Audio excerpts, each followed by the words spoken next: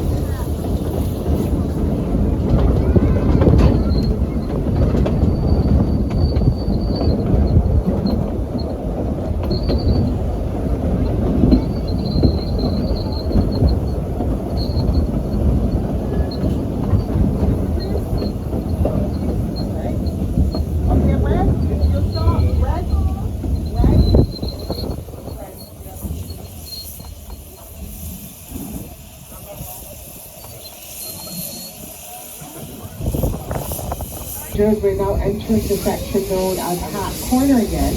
Remember the code Hat Corner.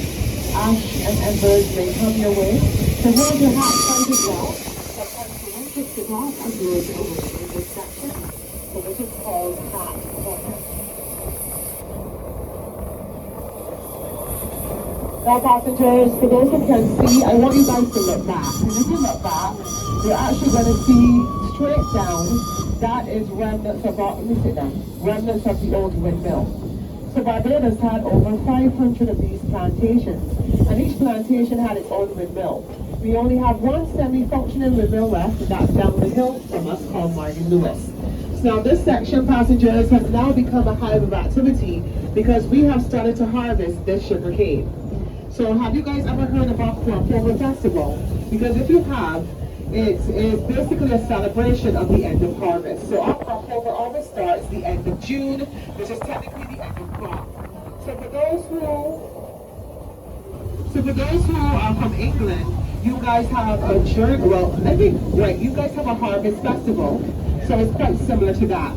So that's why our festival is called Crop Over. So for those who are doing the Great House Tour next, you're in for a treat because you're going to see us grinding that sugarcane today, and that only happens between the months of January to June. And the steam mill you're going to see is from the 1890s as well. Now again, passengers, on your right hand side, we always like to acknowledge that red plant, the inaugurated plant. For those who may have missed it, so remember that came up in South America using food coloring and face painting, known as the inaugurated plant. In Trinidad and Tobago, they call it wuku, but we call it inaugurated. Now passengers, this section was once their cobblestone, but is now a wonderful overgrown beauty of natural flora and fauna. Many flowers, vines, banana trees, even the beautiful alamanders all add to the charm of this sunken gully. Now passengers, if you take a look on your right hand side above the sunken gully, you will see 4 large royal palm trees standing tall. Now anytime you saw a royal palm tree in our history, that was an indication that a plantation was nearby. Now the wealth of the plantation was also depicted by the amount of royal palm trees that were planted as well. Now passengers, coming up now on your left hand side, we're going to see a very narrow pathway coming up to the trees there. That is the original entrance to the plantation. So not where you entered this morning was the original entrance. It's coming up here on your left. Now these pathways were known as cart roads because donkey carts were the mode of transportation that used to take the cane from the fields to the mills to be grinded. So this was the original entrance of the plantation. Now, ladies and gentlemen, we are now approaching the bridge, so if you want to, you can stand, get your cameras out. We're about to go 40 feet above ground, heading 300 feet across. We're now approaching the longest and tallest bridge on the island as well, constructed entirely of bolted sections of galvanized steel and fabricated in the UK. The foundation is 40 feet casing with over 1,200 tons of reinforced concrete to resist earthquakes. So ladies and gentlemen, we now welcome you onto the Arthur Bridge. Now this bridge has been dedicated to Mr. Arthur Irving. He was a friend of Simon and Barbados, a naturalist and pioneer in the fields of forestry, who loved St Nicholas Abbey and in particular Cherry Tree Hill. Now he died in May 2024. So the bridge has now been dedicated to him. So it's now known as the Arthur Bridge. Now all these trees we're passing next to, passengers, these trees are known as mahogany trees, and this is what we call mahogany grove. Now the Arawaks, who eventually settled in Barbados, due to its coral reefs, lack of dense rainforest, fertile soil and abundance of clay and conch shells, used to use Cherry Tree Hill Avenue under this bridge for thousands of years as a pathway linking the east to the west of the island. Many artifacts we found up here are now on display within the Great House. So ladies and gentlemen, we now welcome you onto our extension. We're about to go over the extra 2 kilometers of 2 miles of track. So remember, this line only went live a year ago.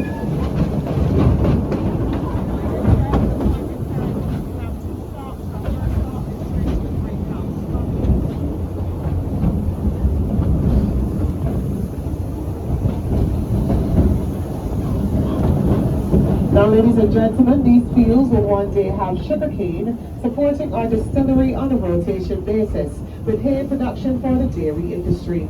The railway will be using our historic Hodswell Clark Badgers, which were built in 1971 in Leeds in the UK, to transport the cane from the fields to the mill using this very same rail line we are running on at off-peak times. It will be fully integrated also within our plantation agricultural production. Now, sugarcane was introduced to this island in the mid-1640s by the Dutch. The Draxhall plantation in St George is the first ever plantation to plant sugarcane here on the island, and the largest at 600 acres of property. Now, the difference between us and Draxhall is that one family, the Drax family, has owned that plantation from inception to this day, whereas here at St Nicholas Abbey, we have many owners and many names over time. So if we have any persons from England on board, you guys have a journalist and former MP. His name is Richard Drax, and he is still the owner of the largest and oldest plantation on the island. Now, on your right-hand side, this is where they will be building the eco-offering cottages, which will have views of both sides of the island. Tropical trade winds as air conditioning plunge pools. These will be available for rent, and check-in on arrival will be at the train station, and you will be transported up here by special rail cars or daily by flagging down the train as it journeys by. Now, for those who can't see me, you got to put out your hand like this when you see the train coming and flag it down. So this hand gesture actually came from the original railway, because that's what the locals used to do back in the day to indicate they wanted to board. Have you guys ever heard of the term jump on the train? Because you physically had to jump on the train. The train did not fully stop, it only slowed down enough. You had to time your jump and jump on. So we're still using this hand gesture today at our bus stops, and this is one of our hand signals as well. Yes, we in Barbados still use hand signals even though our indicators are working. You can't get your driving test done unless you do your hand signals. So this hand signal is really saying slowing down. So this came from the original railway. Now, I was looking around to see if I could see a monkey or two, because I know you guys like to see monkeys, but we don't. How you guys feel about deers and raccoons and squirrels is how we feel about the green monkey. I haven't gotten a plum from my plum tree in 3 years, so you know my pain when I see them. But if I see any, I'll show you, because there are lots of them up here. And if you ever see them again though, always remember they were brought here just over 350 years ago from Africa. They were brought in as pets or as a food source. So passengers, we have now entered my favorite side of the line. This is what we call the gorge. Now this gorge was cut down 35 feet to give the correct gradient for the railway. Now a gorge is a deep, narrow valley with very steep sides. It is usually where a river would pass through mountains. But in this case, it will be an area of hard rock. So all of this is coral stone, and all the greenery you're seeing, this was not here a year ago. So it shows you that newly cut stone will age, and flora and fauna will take over. Now passengers, I'm going to sit down a moment because I want you guys to look back. And when you look back, that is where you see the beauty of this cut. It makes you feel as though you're in a canyon somewhere. I feel as though I'm at Yellowstone Ranch, or I see Kevin Costner or some cowboys and Indians around the corner. But I love this section of the line. It really makes me feel as though I'm in a mountainous area somewhere. So passengers, all of this is coral stone. Now a tectonic plate from the Atlantic Ocean slid onto the Caribbean plates about 35 billion years ago. The ocean sediments crumbled together and rose over time. Coral reefs grew as the sediments rose closer to the surface. The coral reefs formed an island made of sedimentary rocks, and that island was the beautiful Barbados. Now coral stone has been used to build churches, mansions like the Great House, and even windmills. Look at monkeys, passengers, on the left. I've spotted some monkeys there in the trees there. About 4. Wow, there are a few of them there. Yeah, about 6 or 7 of them. Right. So cobblestone was used to build churches, mansions, and like the Great House, and even windmills. So gravel from this coral stone was used to build roads. Marl from the coral stone was used to fill foundations. and dust from the cobblestone was used to make plaster and white lime. Now Barbados is the only coral limestone island in the Caribbean. I guess that's what makes us so special. And as we continue through the gorge, passengers, you take a look on your left and right, you can see all of the fossilized coral reef and braid coral embedded within the rock. So this is the evidence that shows you that millions and millions of years ago, Barbados was actually under sea level. Now, if you ever want to get the opportunity to feed monkeys, there's a place called the Barbados Wildlife Reserve. We can actually see it from here, where we exit the gorge. They do feedings of the monkeys at 11 o'clock and 2 o'clock daily.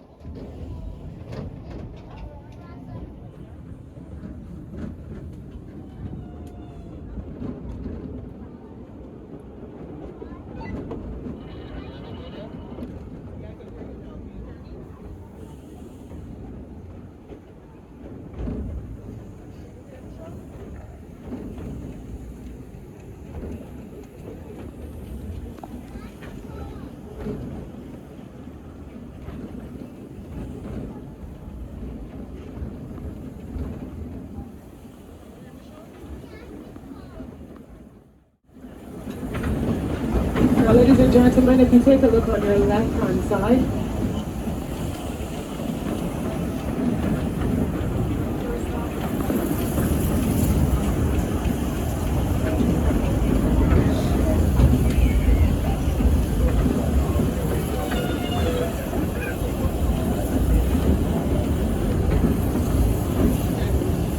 ladies and gentlemen, on your left, that is the birthplace of rum. That's Mount Gay Distilleries. So that was created rum from 1703. Sir John Gay Abbey used to live here, but managed down there. It took him a half of an hour to ride down there by a horse. So when he died in 1801, they changed the name to Mount Gay in his honor. So remember, his best friend, whom he was managing it for, was called John Sober. Still find it funny.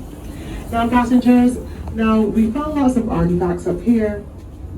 And we always go back in time to the original settlers of this island. They were called the Aborigines. Now, they migrated here from South America. Now, they were here for thousands of years until the Portuguese discovered this island around 1536. They named it Os Barbados, which meant the bearded one, because back then they found lots of bearded fig trees on the island. Now, eventually they abandoned Barbados because I guess Barbados was a bit too flat and small. Now, around 1627, the English came and colonized Barbados.